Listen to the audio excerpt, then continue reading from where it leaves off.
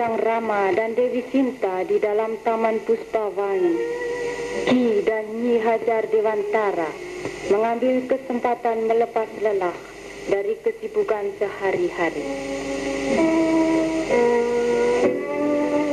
Mengenangkan Ki Hajar, mau tak mau harus menyelami kesibukan perguruan taman siswa.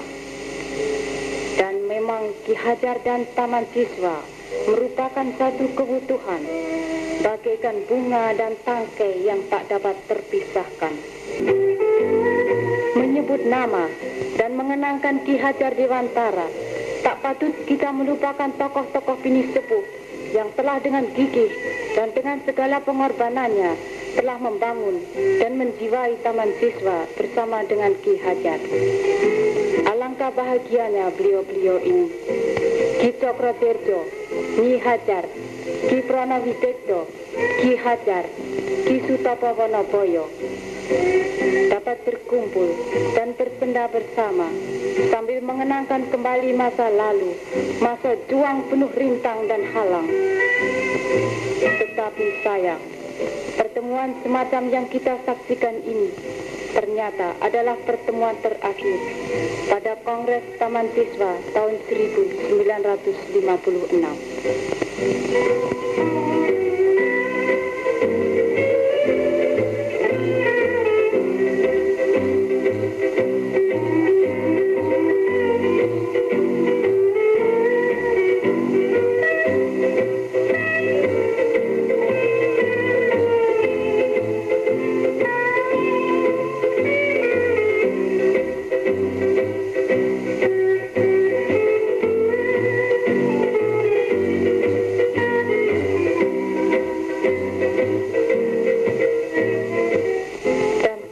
Taman Siswa tahun 1956 ini adalah kongres terakhir di mana sang guru Ki Hajar masih sempat memberikan petua dan amanatnya.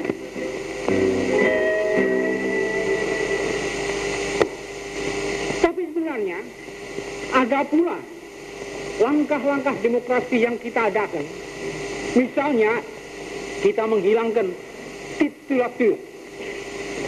Semua orang yang masuk ke dalam taman siswa hilang titelnya Mas, Raden, Raden Mas, Raden Ayu, Raden Ageng. Ia masuk ke dalam taman siswa dengan titel Ki kalau laki-laki, Nyi kalau perempuan yang sudah bersuami, dan Ni kalau perempuan yang belum bersuami. Dengan begitu lalu kita sama di dalam taman siswa. Tidak ada perbedaan antara yang satu dengan yang lain di dalam tingkatan titulatur. Dan semua ini kita kumpulkan dan dapatlah kita lalu menetapkan bahwa inilah sebenarnya tradisi keluarga. Di dalam keluarga semua bersamaan hak dan wewenang. Di situ tidak ada diskriminasi. Tapi semuanya mengakui bahwa dalam segala hal ayah dan ibulah yang dianggap bijaksana. Tidak ada peraturan yang tertulis, tapi semuanya taat kepada tradisi. Inilah suatu keadaan yang belum pernah diuraikan pada waktu itu. Karenanya kita mengadakan tradisi keluarga. Lain daripada itu, dengan adanya keluarga itu, kita menghilangkan juga lapisan-lapisan buruh, kapitalis, imperialis, hilang semua. Sebab tidak ada satu orang anggota keluarga yang akan merugikan anggota lainnya. Nah ini tidak serangkai. Yang ini Dr. Dowesteker yang sesudah merdeka berganti nama Dr. Setiabudi. Ini Dr. Cipto Mangunkusumo. Dua-duanya sudah almarhum. Nah, yang ini Pak Hajar Dewantara, dulu namanya Suwardi Suryaningrat. Kalau tidak salah, dulu kan memakai titel Raden Mas, toh Bu? Ah, itu titel sudah lama kita buang. Begini yang disebut tiga serangkai, yaitu pimpinan pusat daripada Indonesia Partai.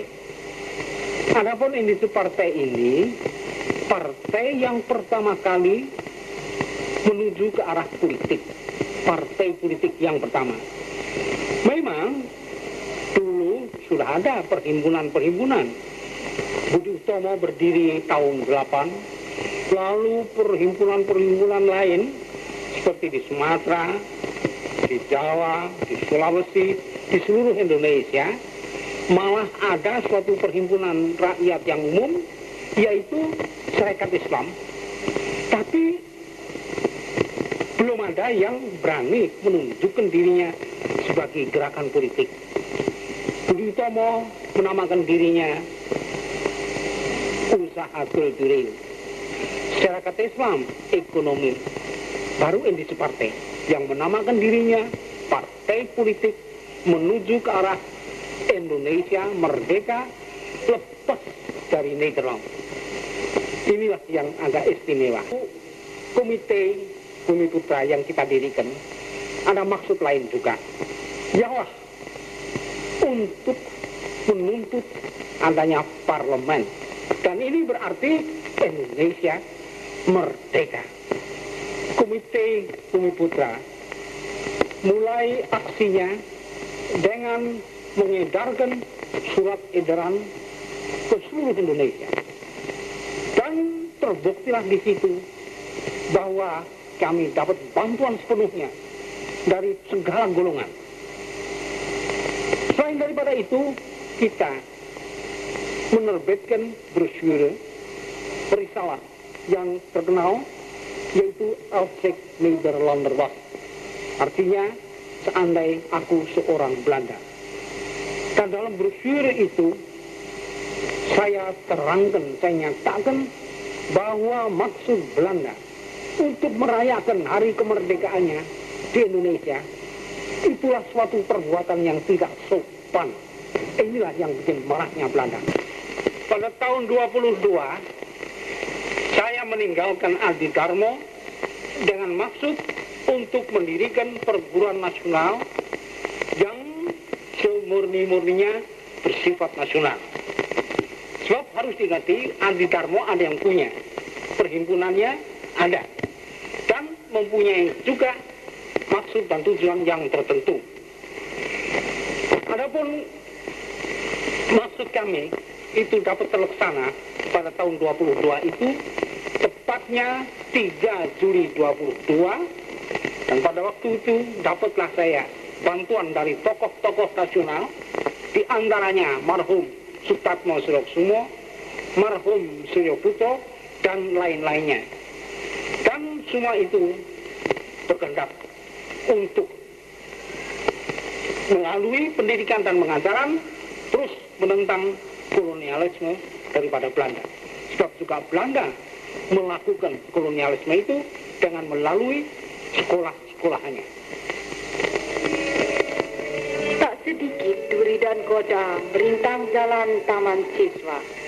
Sampai-sampai karena pajak, bangku-bangku sekolah, dan lain-lain barang harus dilelang.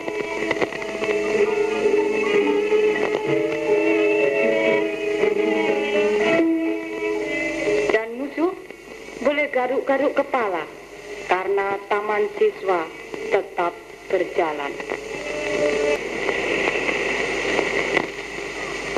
Merdeka! Merdeka! Merdeka! Ini adalah beberapa dari belasan jabatan penting yang dipegang oleh Ki Hajar dalam zaman merdeka. Ki Hajar bukanlah Ki Hajar jika tidak terus berjuang. Di perguruan dan di mana-mana beliau dibutuhkan, walau badan sudah terasa tak kuat lagi.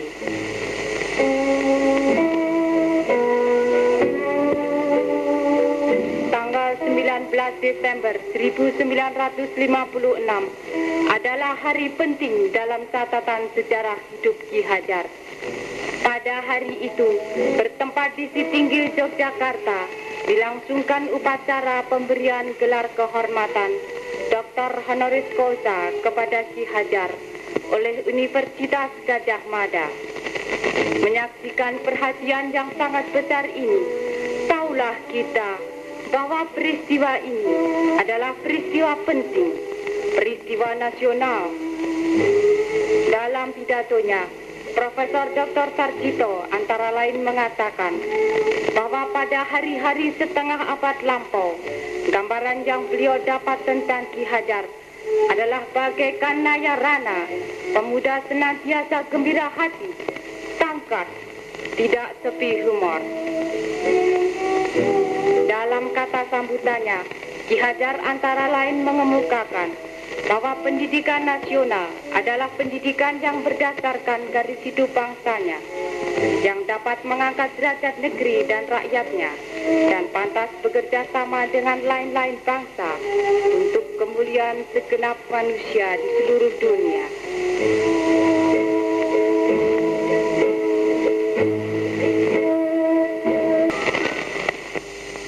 Ki Hajar Dewantara mangkat, pulang ke rahmatullah.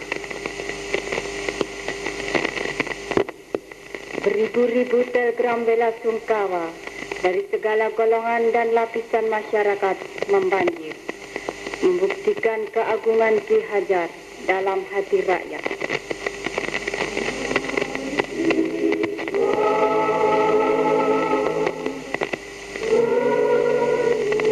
Udara yang semula terik menusuk, yang kemudian dinodai oleh mendung tebal, hitam seram, sesaat sebelum komando keberangkatan jenazah diserukan, telah menyingkirkan diri dengan sopannya, dan akhirnya tinggallah lapis awan tipis, Pak Cinde Sutra, dan selimut jenazah.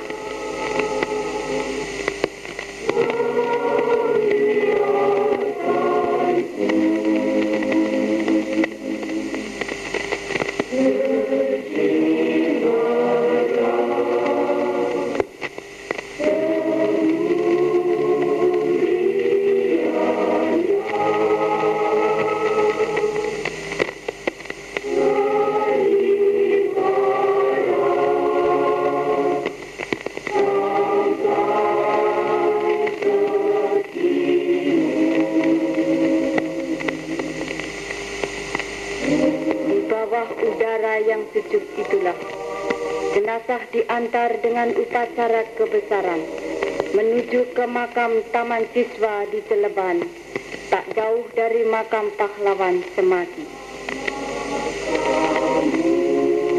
Rakyat Yogyakarta dari segala macam lapisan yang kenal akan pribadi dan kepatriotan Ki Hajar dari dekat, berjejal memagar jalan, memberikan salut kehormatannya kepada jenazah tokoh agung, puspa penghias sejarah.